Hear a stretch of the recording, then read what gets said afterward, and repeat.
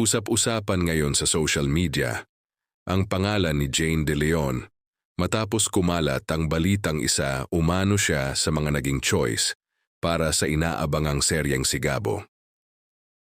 Agad itong pinag-usapan ng netizens, lalo na't kilala si Jane sa kanyang husay sa pag-arte at malalaking proyektong kanyang nagawa sa telebisyon.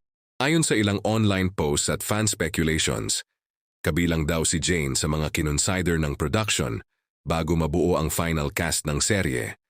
Dahil dito, marami ang what if at iniisip kung anong karakter kaya ang babagay sa kanya kung sakaling natuloy ang kanyang pagsali sa proyekto.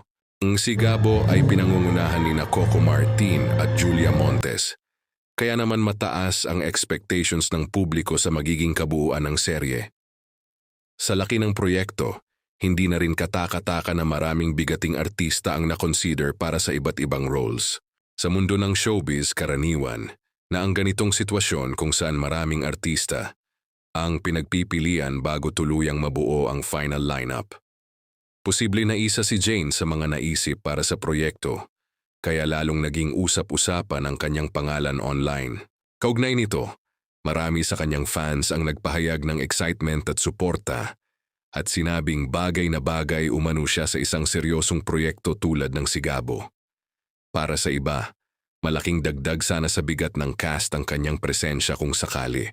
Sa kabila ng mga espekulasyon, nananatiling mainit ang pagtanggap ng publiko sa Sigabo, lalo na't unti-unti nang nadadagdagan ang mga detalye tungkol sa serye. Patunay ito kung gaano kalaki ang interes ng mga manonood sa proyekto at sa mga artistang posibleng maging bahagi nito.